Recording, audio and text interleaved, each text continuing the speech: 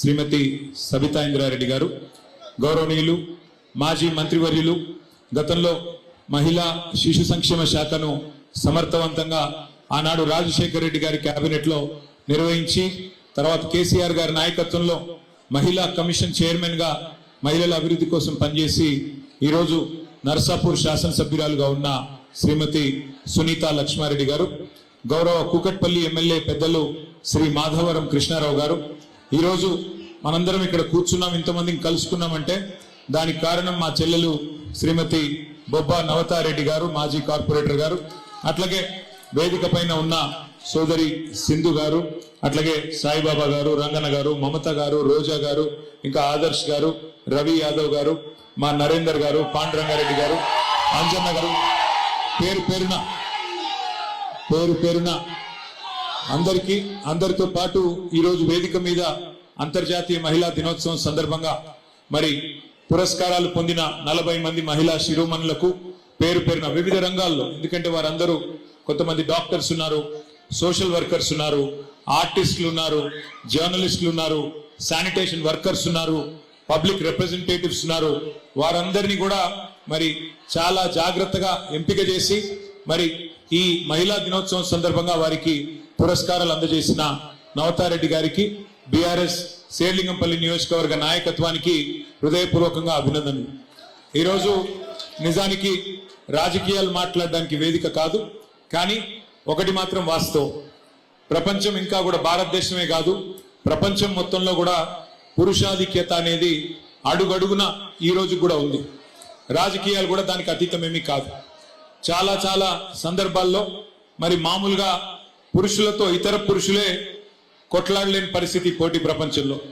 అందులో మహిళలు తట్టుకొని నిలదొక్కుని మరి వారి రంగాల్లో రాణించాలి అంటే వారు ఇంకా ఎక్కువ ఎఫర్ట్ పెట్టాల్సిన అవసరం, ఇంకా ఎఫర్ట్ పెట్టాల్సిన పరిస్థితి కూడా ఉంటది. ఇది వాస్తవం. ఎవరు అవునన్నా కాదన్నా ఒక పురుషుడు విజయం సాధిస్తే ఒక 100% ఎఫర్ట్ పెడితే మరి ఒక మహిళ అదే రంగంలో రాణించాలి అంటే బహుశా 200% వారు ఎఫర్ట్ పెట్టక తప్పని పరిస్థితి, ప్రయత్నం చేయక తప్పని పరిస్థితి ఈరోజు సమాజంలో ఉంది. కానీ కేసీఆర్ గారి నాయకత్వంలో కొన్ని ప్రయత్నాలు చేసుకున్నాం, దాన్ని తగ్గించే ప్రయత్నం కొంత చేశాం. మహిళలకి ప్రత్యేకంగా 3 పారిశ్రామిక పార్కులు ఏర్పాటు చేసుకున్నాం, కొంతమందిని పారిశ్రామికవేత్తలుగా తయారు చేయాలనే ప్రయత్నం చేశాం.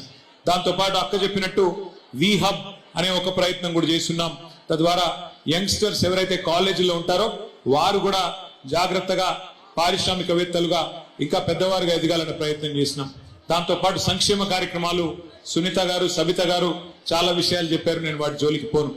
కానీ ఒకటి మాత్రం పక్కా, ఇవాళ ముఖ్యంగా పెళ్లి చేసుకోబోయే అమ్మాయిలకి, నాకు కూడా 17 ఏళ్ల కూతురుంది కాబట్టి పెళ్లి చేసుకోబోయే అమ్మాయిలకి, పెళ్లి కావాల్సిన అమ్మాయిలకి, యువతకి, యువతులకి ముఖ్యంగా నేను చెప్పేది ఒకటే, మీ కాళ్ళ మీద మీరు నిలదొక్కుకోండి. ఆర్థికంగా మీరు ఇండిపెండెంట్ గా ఉంటే, ఫైనాన్షియల్ గా ఇండిపెండెంట్ గా ఉంటే తప్పకుండా సమాజంలో గుర్తింపు, గౌరవం అన్ని కూడా ఆటోమేటిక్ గా వస్తాయి.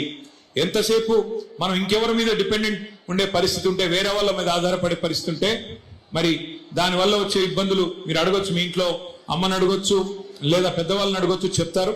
కానీ ఆర్థికంగా తమ కాళ్ళ మీద తాము నిలబడ్డ తర్వాతనే, ఒక ఉద్యోగం సంపాదించిన తర్వాత కానీ, ఒక పరిశ్రమ పెట్టినాక కానీ, లేదా మీ అంతట మీరుగా మీ కుటుంబానికి చేదోడు వాదోడుగా నిలిచే పరిస్థితి వచ్చేదాకా తొందరపడి పెళ్లిళ్ళు చేసుకోవద్దనే నా మాట. ఎందుకంటే నా సూచన కూడా, ఎందుకంటే వాస్తవానికి ఎన్ని చెప్పినా తొందరపడి పెళ్లిళ్ళు చేస్తూ ఉంటారు మన దేశంలో. కానీ అమ్మాయి తన కాళ్ళ మీద తాను నిలబడితే, ఒక ఉద్యోగం సంపాదించడం కానీ లేకపోతే ఇంకో రకంగా కానీ ఫైనాన్షియల్ ఇండిపెండెన్స్ వస్తే ఆ గౌరవం వేరు, ఆ స్వాతంత్రం వేరు. కాబట్టి తప్పకుండా ఈ మహిళా దినోత్సవం సందర్భంగా భవిష్యత్తులో మళ్ళీ అధికారంలోకి మీ ఆశీర్వాదంతో వచ్చిన తర్వాత మరిన్ని కార్యక్రమాలు, భరోసా, సఖీ, షీ టీమ్స్, కేసీఆర్ కిట్లు, కళ్యాణ్ లక్ష్మి ఇట్లాంటి ఎన్నో కార్యక్రమాలు, వి హబ్ లాంటి కార్యక్రమాలు ఎన్నో చేసుకున్నాం. దీనికి రెట్టింపు తప్పకుండా భవిష్యత్తులో కూడా చేసుకుందాం. తప్పకుండా గతంలో కేసీఆర్ గారి నాయకత్వంలో 50% స్థానిక సంస్థల్లో, అది జిహెచ్ఎంసీ అయితేనేమి లేదా మరి జిల్లా పరిషత్ అయితేనేమి 50% మహిళలకు గతంలోనే రిజర్వేషన్లు కల్పించుకున్నాం. కానీ ఈసారి తప్పకుండా నాకు విశ్వాసం ఉంది, 50% రిజర్వేషన్ ఉన్నప్పటికీ అంతకంటే ఎక్కువే మరి మా పార్టీ తరఫున కూడా మహిళలు ప్రాతినిధ్యం వహిస్తారని, వహించాలని మనస్ఫూర్తిగా కోరుకుంటూ భవిష్యత్ అంతా కూడా, ఎందుకంటే మహిళా రిజర్వేషన్ కూడా రాబోతా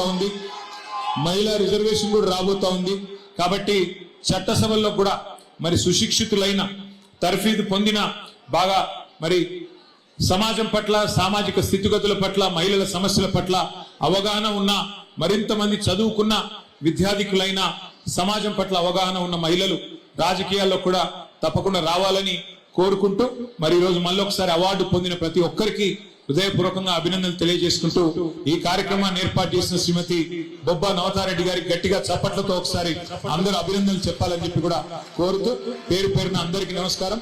జై తెలంగాణ, జై కేసీఆర్. షేర్ చేయండి, లైక్ చేయండి, సబ్స్క్రైబ్ చేయండి. మరిన్ని వీడియోల కోసం బెల్ సింబల్ పై క్లిక్ చేయండి.